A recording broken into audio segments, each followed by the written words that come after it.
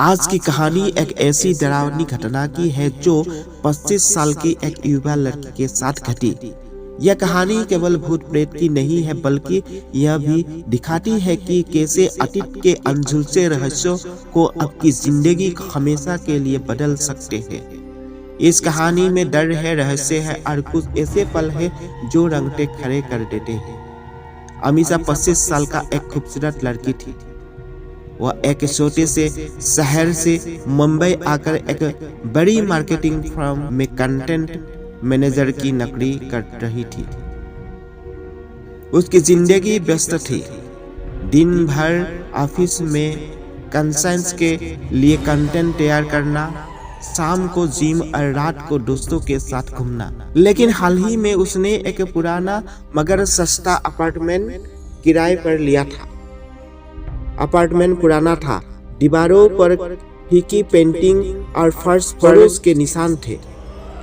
मकान मालिक ने बताया था कि यह घर सालों से खाली पड़ा था, लेकिन अमीषा को इससे कोई मतलब नहीं था। वह खुश थी कि अब उसके पास अपना मकान है।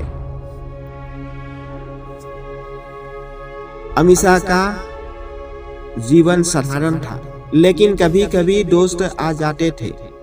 पहले कुछ दिन सब ठीक रहा, लेकिन धीरे धीरे अजीब चीजें होने लगी। रात को कभी किसी फुसफुसाहट की सुनाई देती है तो कभी बाथरूम का दरवाजा अपने आप बंद हो जाता।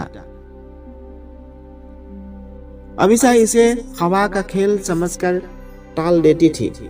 एक रात जब वह थक कर सो गई तो उसे सपने में एक अजीब साया महसूस हुआ, जैसे कई उसके बिस्तर के पास खड़ा हो।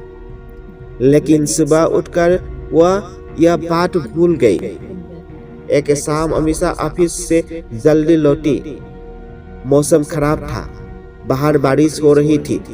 उसने घर पहुंचकर गर्म पानी से नहाने का फैसला किया। बाथरूम में जाते हुए उसने महसूस किया कि कमरे में एक बर्फीली हवा चल रही है, जबकि सारी खिड़कियां बंद थी। नहाते समय उसे लगा कि कहीं उसे छू रहा है, हल्के से, जैसे ठंडी उंगलियां उसकी पीठ पर फिसल रही हो। वो सक गई और तुरंत बाहर आ गई। तौलिया लपेटे उसने आईने में देखा, कुछ भी नहीं था। वो हंसकर बोली, मैं शायद पगली हो रही हूँ। रात हुई। अमीषा ने लाइट बंद की और सोने की कोशिश की। अचानक उसे लगा कि बिस्तर हल्का हल्का हिल रहा है। उसने आंखें खोली तो कमरे में अंधेरा था, लेकिन एक कोने में एक काला साया खड़ा था। इस बार साया अमीषा के करीब आने लगा। अमीषा ने चिल्लाने की कोशिश की, लेकिन उसके गले में सिर्फ एक दबी हुई आवाज निकली। साया अब उसके बिस्तर पर था, एक परदेसी बुजुर्ग आकृति जिसकी आंखें भयानक लाल थी और चेहरा विकृत। भूत ने धीरे धीरे अमीषा के कपड़ा हटाने शुरू किया। उसकी ठंडी भयानक सांस अमीषा की त्वचा पर महसूस हो रही थी। अमीषा का शरीर पूरी तरह से लकड़बग्घ हो गया था। उस रात भूत ने उसकी बेहोशी का फायदा उठाया और अपनी भयानक विकृत इच्छाओं को पूरा किया। उसकी बर्फीली उंगलियां अमीषा के शरीर पर लाल ठंडे जलन वाले निशानों से भर गई।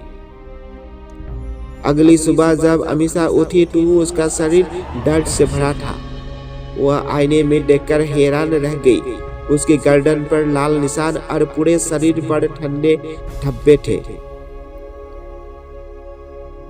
पड़ोसियों से पूछताछ करने पर पता चला कि सालों पहले इस घर में एक बूढ़ा आदमी मिस्टर दयाल रहता था।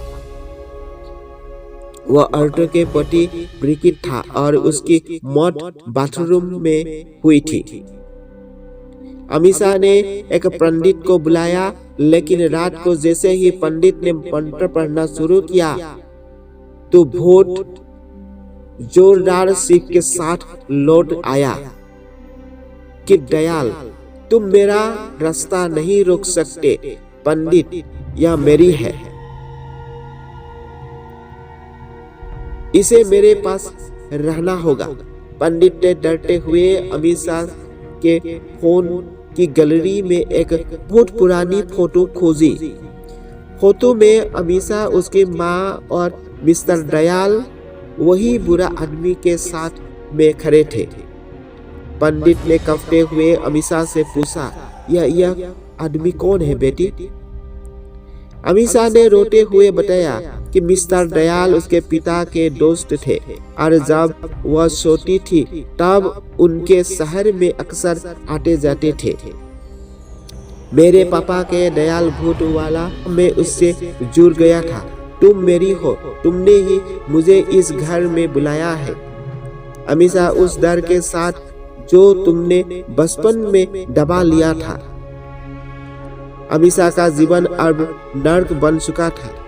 यह केवल एक घर का भूत नहीं था, बल्कि उसके बचपन के अनसुलझे डर और उस डर का प्रतीक था जिसे उसने सालों से दबा रखा था और जो अब एक विकृत आत्मा के रूप में लौट आया था। क्या कंटेंट मैनेजर अमीषा इस भयानक अतीत और वर्तमान से छुटकारा पा सकेगी, या यह भूत उसकी जिंदगी को हमेशा के लिए बर्बाद कर देगा? आपको क्या लगता है कमेंट करके बताइए। और वीडियो अगर आपको अच्छा लगा है तो वीडियो को लाइक करके चैनल को भी सब्सक्राइब कर लीजिए।